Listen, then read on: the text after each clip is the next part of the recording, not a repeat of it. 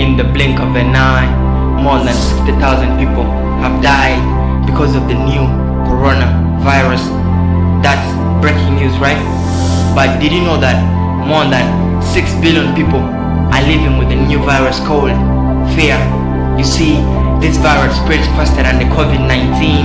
It's literally transferred from phone to phone, from internet to person, and from TV to person. At a record pace, everybody wants to know just too much about the coronavirus. No wonder, that's why rumors spread at the speed of lightning. At the same time, many people want to make huge profits, doubling the prices of commodities. I do not mean to offend anyone, but how can the suffering of one person become the gain of the other? Just the other day, I went to get some groceries from the market. I was shocked to find out that the price of salt had increased by 30%. I went in full of thoughts that day, and that night I couldn't help but think, what about the most vulnerable?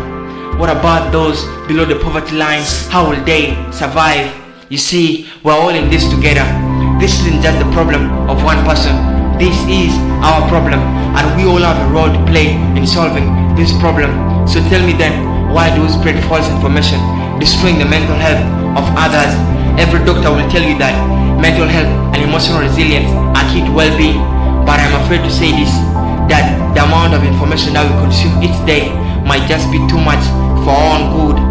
Conversations are centered around the COVID-19. 80% of tweets and Facebook posts are about the virus. That's actually good for raising awareness. But the question is, how relevant is that information?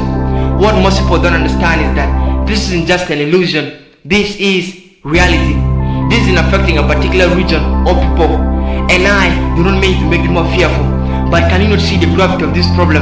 Schools have been closed, churches closed, bars, hotels, and many offices closed, while economies are falling apart day by day, and experts have predicted a great recession.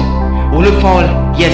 Will we rise? Yes. If only we join hands and fight this together, just like the proverb says, if you want to go fast, go alone. If you want to go far, go together. So do your part and stay at home. Invest this time in creating a bond with your family members. Call your friends and laugh at your hearts. You see, coronavirus may regulate our movement and work life, but it cannot stop us from creating memories and moments that will forever live deep down in our hearts. So always be optimistic and know that we discovered fire, we invented the computer, we built machines that navigate the universe in search of other planets, and we also will get out of this together.